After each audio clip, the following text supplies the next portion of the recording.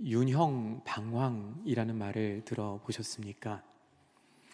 사막이나 눈 덮인 사막, 이 눈 덮인 지역에서 방향 감각을 잃어버린 사람이 자신은 계속 앞으로 가고 있다라고 생각하면서 걸어가지만 실제로는 큰 원을 그리며 제자리 근처를 맴도는 현상을 두고 윤형방황이라고 말합니다.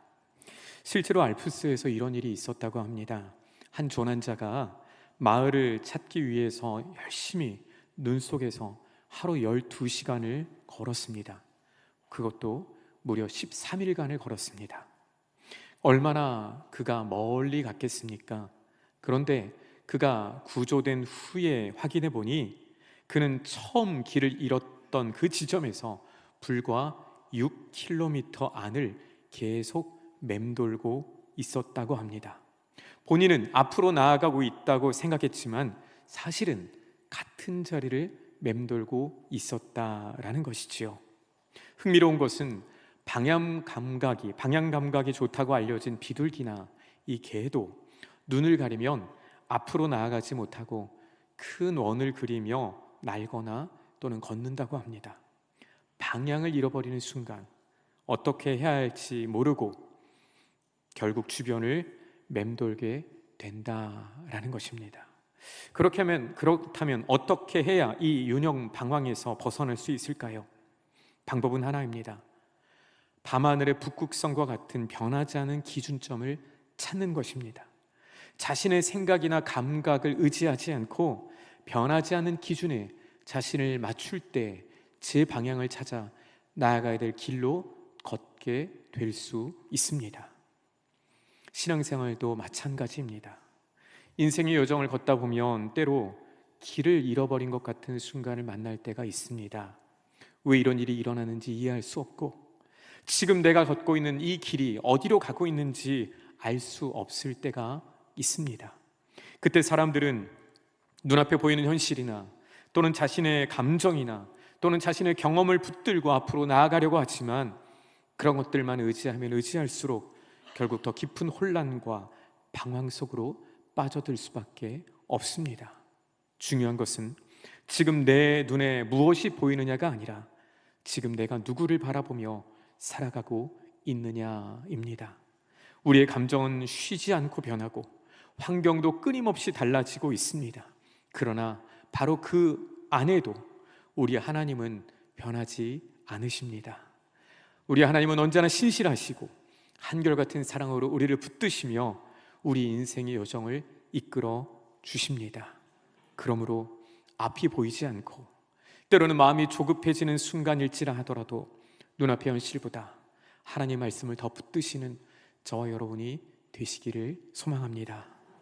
모든 것은 다 이해할 수 없다 하더라도 하나님은 나를 선하신 길로 인도하고 계신다라는 사실 신뢰하는 저와 여러분 되시기를 바랍니다. 그리하여 하나님께서 이끌어 주시는 생명의 길, 그 은혜의 길을 걸어가시는 저와 여러분 되시기를 주님의 이름으로 축원합니다. 오늘 말씀은 우리에게 너무나 익숙한 요셉이라고 하는 인물의 이야기를 소개하고 있습니다. 여러분, 요셉이 누구일까요? 그는 야곱의 11번째 아들, 또 야곱이 가장 사랑했던 아내 라헬에게서 태어난 첫 번째 아들이었습니다. 그래서 야곱은 여러 아들이 있었지만 그 중에서도 유난히 이 요셉을 사랑하였습니다. 창세기 37장 3절 말씀입니다. 요셉은 노년에 얻은 아들이므로 이스라엘이 여러 아들들보다 그를 더 사랑함으로 그를 위하여 채색옷을 지었더니. 아멘. 여기서 말하는 채색옷은 단순히 그가 화려한 옷을 입었다라는 그 의미를 뜻하지 않습니다. 당시 긴 소매가 달린 채색옷은 종이나 평범한 사람은 입을 수 없고 특별한 신분과 사랑을 받는 사람이 입을 수 있는 옷이었습니다. 다시 말해 이 요셉은 아버지의 각별한 사랑과 기대를 한 몸에 받았던 그런 아들이었다라는 말입니다. 그런데 오늘 본문에서 만나는 요셉은 어떤 모습일까요? 우리가 알고 있는 이 채색 옷을 입고 아버지의 특별한 사랑을 받는 모습과는 전혀 다른 모습입니다. 오늘 말씀 본문 1절입니다. 우리 함께 읽겠습니다. 요셉이 이끌려 애굽에 내려가매 바로의 신하 친위대장 애굽 사람 보디발이 그를 그리로 데려간 이스마엘 사람의 손에서 요셉을 산이라. 아멘. 오늘 본문에는 이 요셉의 상황, 지금 요셉이 겪고 있는, 처해 있는 이 처지를 잘 보여주는 두 개의 동사가 나옵니다. 그것은 이끌려라는 말과 산이라라는 말입니다. 요셉은 형들에게 미움을 받아 미디안의 상인들에게 팔렸습니다. 그리고 수백 킬로미터 떨어진 이 애굽까지 끌려오게 되었습니다. 낯선 땅, 그리고 언어와 문화가 다른 이 애굽이라는 곳에 자신의 의지와는 전혀 상관없이 끌려오게 되었다라는 것입니다. 더 나아가 요셉은 지금 한 사람의 인격으로 존중받지 못하고 있습니다. 오늘 말씀과 같이 보디발은 그를 이스마엘 사람의 손에서 샀습니다. 당시의 노예는 주인의 소유물이었습니다.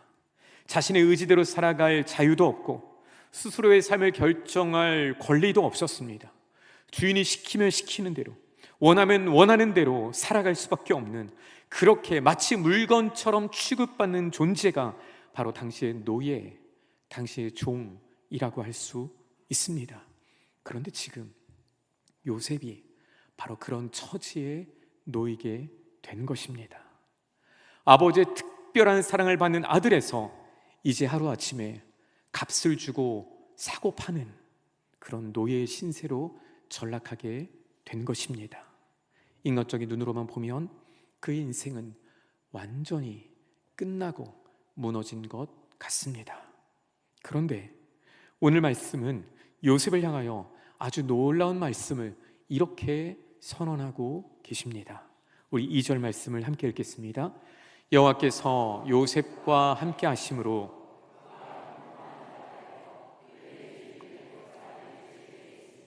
아멘. 오늘 이 끌려오고 팔려진 인생 요셉을 두고 오늘 성경은 이렇게 말씀하십니다. 여호와께서 함께 하심으로 요셉이 형통한 자가 되었다. 참 놀라운 말씀이 아닐 수가 없습니다. 여러분, 앞서 말씀드린 것처럼 지금 요셉이 처해 있는 이 요셉의 상황, 이 요셉의 처지를 기억한다면 도저히 이 표현은 이해하기가 어렵습니다. 여러분, 지금 노예로 팔려와 그 먼 타국에 가 있는 이 요셉이 어떻게 형통한 사람일 수 있습니까? 우리는 이 말씀을 읽으면서 이렇게 생각하기 쉽습니다. 하나님께서 이 시간부터, 이제부터 요셉과 함께하기 시작하셨구나. 그래서 하나님께서 이제부터 함께 하시니 지금까지는 좀 어려웠지만 지금부터는 모든 일이 다 잘 풀리겠구나. 마치 이전에는 하나님께서 침묵하고 계시다, 이전에는 요셉과 함께하고 계시지 않으시다, 지금 이 순간부터 요셉과 함께 하시는 것이 아닌가라고 느껴지거나 생각하기 쉽습니다. 그런데 여러분, 과연 그럴까요? 그렇다면 요셉이 형들에게 미움을 받고 그리고 깊은 구덩이에 던져졌을 때는 하나님께서 이 요셉과 함께하지 않으셨던 것일까요? 그리고 요셉이 이 미디안 상인들에 이끌려 그 먼 길을 눈물로 또 절망 가운데 걸어오는 그 순간 하나님은 그와 함께하지 않으셨던 것일까요? 그렇지 않습니다. 하나님은 그때에도 요셉과 함께 하셨습니다. 그러므로 우리는 이 말씀을 단순히 요셉이 애굽에 팔려가고 보디발이라고 하는 사람의 집에서 종이 된 순간부터 하나님이 요셉과 함께 하셨다라는 말씀으로 읽기보다는 그때에도, 그 순간에도 하나님이 함께 하셨다라는 말씀으로 이 말씀을 읽어야 합니다. 하나님은 어느 순간 갑자기 그의 삶에 나타나신 것이 아니라 이전에도 그와 함께 하셨기 때문입니다. 다만 요셉이 이 고난의 시간을 겪으며 이 고통스러운 순간을 지나며 더욱더 하나님을 깊이 경험하고 그를 하나님을 온전히 만나게 되었기에 오늘 그와 함께 하셨다라는 표현이 오늘 본문에서 강조되고 있는 것입니다. 여러분, 이것은 우리에게 중요한 믿음의 원리를 가르쳐 줍니다. 여러분, 성도가 당하는 고난이나 어려움 또는 인생의 위기가 곧 하나님의 부재를 의미하는 것은 아니다라는 것입니다. 여러분, 우리는 우리의 삶에 어려움이 닥치고 또 큰 위기를 만나면 하나님이 혹시 나를 떠나신 것은 아닐까? 하나님이 정말 나와 함께 하실까라는 질문을 하게 됩니다. 또는 우리가 누군가 당하는 고난을 바라볼 때 혹시 저 사람이 하나님과의 관계가 멀어졌기 때문에 저가 지금 이런 고난을 당하는 것이 아닐까라고 마음속으로 생각할 때도 있습니다. 그러나 여러분, 성경은 그렇게 말씀하지 않으십니다. 오히려 성경 속에 더 많은 하나님의 사람들은 하나님의 특별한 사랑 안에서도 하나님의 임재 안에서도 깊은 고난을 통과한 적이 훨씬 더 많이 있습니다. 오늘 본문의 요셉이 그러하였고 그리고 다윗이 그러하였습니다. 여러분, 사도 바울이 복음을 전하며 주님께 붙들려서 복음을 전하는 그 전도의 여정에서도 바울은 끊임없이 깊은 고난을 통과하였습니다. 심지어 우리 주 예수님께서도 십자가의 길을 걸으셨습니다. 그러므로 성도가 당하는 고난 또는 어려움은 하나님의 부재 또는 하나님의 버리심의 증거가 아니다라는 것입니다. 하나님의 더 깊으신 뜻과 더 크신 은혜 가운데 우리를 이끌어가는 또 다른 과정이라는 사실을 기억하실 수 있기를 소망합니다. 반대로 세상의 성공이나 번영이 곧 하나님의 임재를 증명하는 것도 아닙니다. 모든 일이 다 잘 되고 내 삶이 어려움이 없다고 해서 그것이 곧 내가 하나님과 지금 동행하는 것이다, 하나님이 나와 함께하는 것이다 라고 말할 수는 없는 것입니다. 왜냐하면 하나님의 임재는, 하나님의 동행은 우리 환경에 좋고 나쁨으로 판단할 수 있는 문제가 결코 아니기 때문입니다. 사랑하는 여러분, 하나님은 평안의 날에도 우리와 함께 하시지만 그러나 눈물의 골짜기를 지낼 때에도 우리와 함께 하십니다. 그러므로 어떤 상황 속에서도 하나님이 나와 함께 하신다는 이 믿음을 가지고 그 하나님을 신뢰하며 살아가는 저 여러분 되시기를 주님의 이름으로 축원합니다. 그런데 여러분, 오늘 하나님이 함께 하심으로 요셉이 형통하였다. 여러분, 그런데 오늘 이 요셉의 입장에서, 오늘 이 요셉의 처지에서 이 형통이라는 말이 과연 어떤 의미가 있겠습니까? 그는 여전히 한 집의 종이었습니다. 여전히 그의 신분은 바꿀 수 없는 팔려온 외국인이었습니다. 형통하다고 해서 그가 그 순간 곧바로 자유하게 된 것도 아니었고, 형통하다고 해서 그가 갑자기 그곳에서 부자가 된 것도 아니었고, 형통하게 됐다고 해서 그가 마음대로 삶을 살아갈 수 있게 된 것도 아니었습니다. 다시 말해 그에게 처해진 환경은 조금도 달라진 것이 없습니다. 만약 우리가 생각하는 것처럼 형통이 모든 것이 다 잘 되는 것이라면, 모든 것이 다 순조로운 것이라면, 여러분, 이 표현은 요셉에게 언제 붙이는 것이 가장 어울릴까요? 그것은 아마도 요셉이 애굽의 총리가 되었을 때 그가 형통하였더라 라고 설명하는 것이 가장 적절해 보입니다. 권력을 얻고 부를 소유하고 사람들의 존경을 받게 되는 그때 비로소 형통하다라는 말이 어울릴 것 같습니다. 그런데 여러분, 오늘 이 요셉의 생애에서, 이 요셉의 이야기에서 또 한 번 그가 형통했다라는 표현이 나오는데 그 표현이 어디에 나올까요? 39장 23절에 나옵니다. 함께 읽겠습니다. 간수장이 그의 손에 맡긴 것을 무엇이든지 살펴보지 아니하였으니 이는 여호와께서 요셉과 함께 하심이라. 여호와께서 그를 범사에 형통하게 하셨더라. 아멘.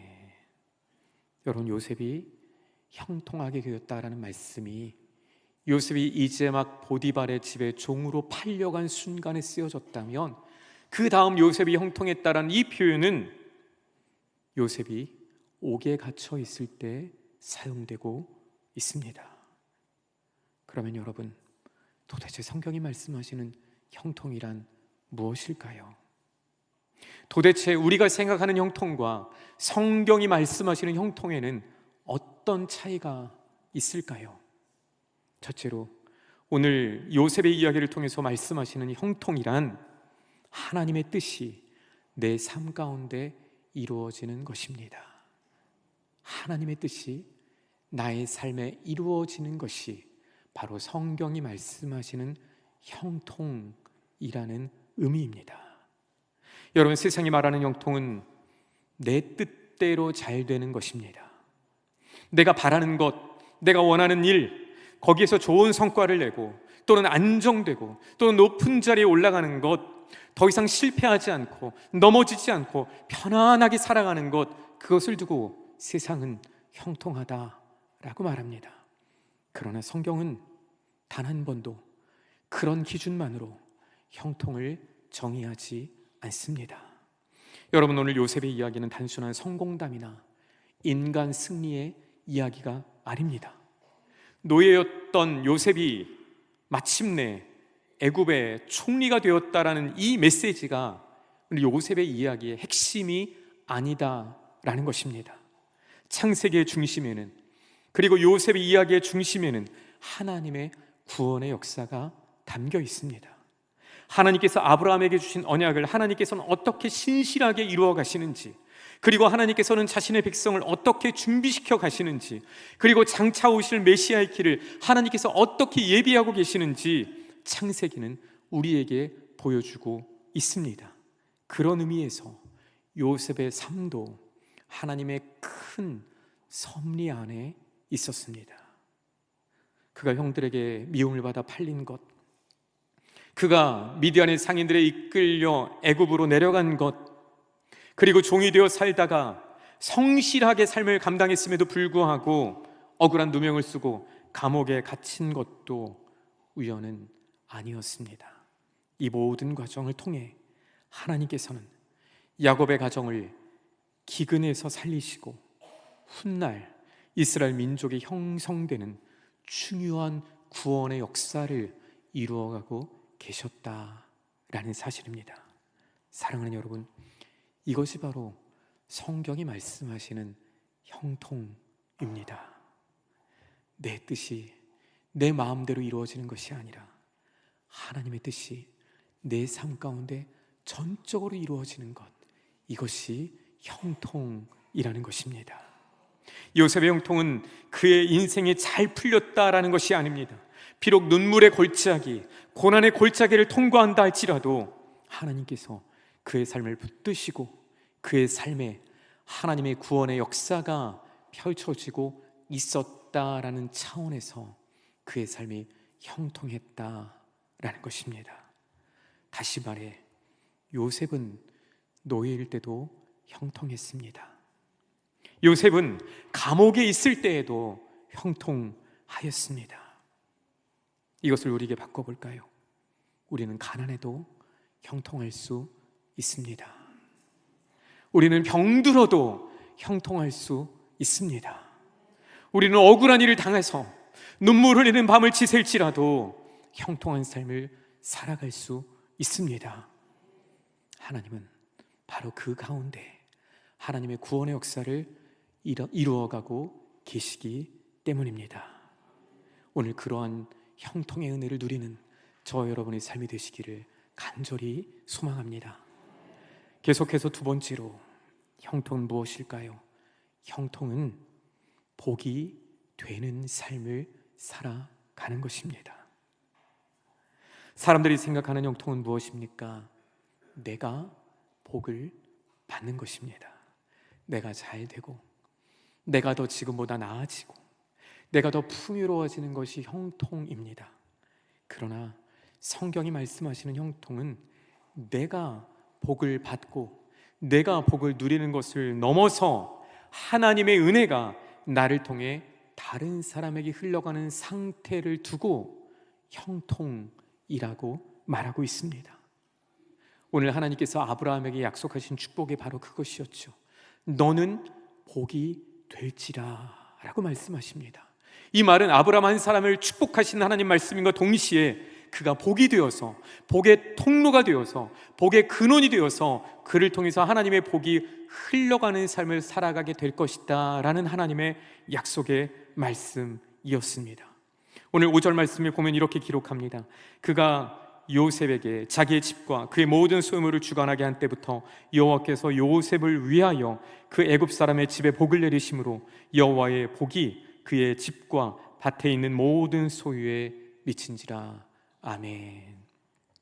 요셉이 비록 종이라는 신분이었지만 자신에게 주어진 환경을 불평하거나 원망하지 않고 자신에게 주어진 모든 삶의 순간순간을 성실함으로 마치 하나님께 대하듯이 그 순간을 감당해 갔을 때 결국 그는 자신도 복을 누릴 뿐만 아니라 결국 그가 있는 보디발의 가정이 복을 받게 되었습니다. 노예 한 사람에 불과한 요셉의 삶이었지만 그러나 그로 인하여 보디발의 집에 하나님의 은혜가 흘러넘치게 되었다라는 것입니다. 사랑하는 여러분, 하나님께서 형통하게 하시는 사람, 하나님의 형통을 누리는 사람은 반드시 나 자신을 복되게 하는 것에서 그치지 않고 다른 누군가를 복되게 하는 삶을 살아가게 되는 줄을 믿습니다. 사도행전 27장을 보면 사도 바울이 죄수의 신분으로 로마로 호송되는 장면을 마주하게 됩니다. 그런데 로마로 가는 그 뱃길에서 커다란 풍랑을 만나서 모든 배에 탄 사람들이 정말 죽을 지경에 처하게 됩니다. 그때 하나님께서는 바울에게 나타나셔서 이 배에 있는 어떠한 사람도 목숨을 잃지 않을 것이다, 머리카락 하나도 잃을 사람이 없을 것이다 라고 말씀하셨고, 배는 파산하였고 자신의 모든 것은 다 잃어버렸지만 배에 타고 있었던 276명의 사람들은 모두 생명을 건질 수 있었습니다. 여러분, 그런데 반대의 경우도 있습니다. 여러분, 요나가 하나님의 말씀을 뒤로하고 자신이 원하는 길로 나아갈 때 요나 한 사람으로 말미암아 요나가 탔던 배는 큰 풍랑을 만나고 커다란 위기에 처했던 것을 우리는 잘 기억하고 있습니다. 사랑하는 여러분, 하나님께서 함께 하시는 한 사람, 하나님께서 구원하시는 그 한 사람, 하나님께서는 그 한 사람을 통해서 그 가정을 구원하시고 그 공동체를 구원하시고 그 땅을 은혜로 이끌어 주시는 줄 믿습니다. 그것이 바로 진정한 형통이라는 것입니다. 나로 인해서 우리 공동체가 복을 누리고, 나로 인해서 우리 가정이 복된 삶을 살아가고, 나로 인해서 우리 교회 공동체가 살아나는 삶을 살아가는 것, 하나님이 기도하는 나를 보시고 우리나라와 민족을 불쌍히 여겨주시고 나를 통하여 하나님께서 이 땅에 평강을 내려주신다면 여러분, 그 삶이야말로 하나님 보실 때 가장 복 있는 사람, 가장 형통한 사람인 줄로 믿습니다. 이곳에 있는 우리 모두가 바로 그러한 형통한 사람이 되시기를 주님의 이름으로 축원합니다. 내 인생, 내 삶이 나 한 사람 잘 먹고 잘 사는 것에서 끝나지 않고 잃어버린 영혼들에게 생명의 복음을 전하고 하나님의 은혜를 끊임없이 우리의 삶의 현장에서 흘려보내는 삶을 살아감으로 말미암아 하나님의 복의 통로가 되고 하나님의 은혜의 통로가 되어서 참으로 하나님 보시기에 형통한 삶을 살아가시는 저 여러분 되시기를 주님의 이름으로 축원합니다. 말씀을 정리하겠습니다. 사랑하는 여러분, 혹시 여러분 가운데 오늘 요셉과 같은 시간을 보내고 계시는 분이 계십니까? 정말 이해할 수 없는 상황, 감당하기 어려운 일들을 만나서 낙심하고 또 눈물을 흘리는 분들이 계십니까? 오늘 하나님께서 위로해 주시고 크신 은혜를 더해 주시기를 바랍니다. 동시에 요셉을 기억하시기를 바랍니다. 하나님께서 함께 하신다고 하여서 그의 형편이 곧바로 좋아지지는 않았습니다. 그는 여전히 노예였고 여전히 억울하고 고통스러운 시간을 오랫동안 보내야만 했습니다. 그러나 하나님은 그 시간을 외면하지 않으시고 그 고통의 순간에 그와 동행하시며 그를 하나님의 뜻 안으로 끊임없이 이끌어 주셨습니다. 그러므로 오늘 우리의 삶이 더디고 때로는 막막하게 느껴진다 할지라도 낙심하지 마십시오. 하나님은 우리의 눈물의 시간, 이 고난의 시간을 헛되게 하지 않으실 줄로 믿습니다. 또한 우리가 요셉처럼 살아가기를 원합니다. 어디에 있든지 또는 무엇을 하든지 어떠한 형편에 처해져 있든지 하나님을 바라보며 내게 주어진 일을 성실함과 진실함으로 감당하는 사람, 나 자신만을 위해 살아가지 아니하며 주변 사람들에게 하나님의 생명과 복을 나누고 흘려보내기 위해 애쓰고 힘쓰는 사람들이 되실 수 있기를 소망합니다. 그리하여 우리 인생의 계절이 바뀌고 우리 삶의 계절이 바뀐다 할지라도 변하지 않으시는 하나님을 의지하며 그 하나님 안에서 끝까지 형통한 사람으로 살아가는 저 여러분 되실 수 있기를 주님의 이름으로 간절히 축원합니다. 기도하겠습니다.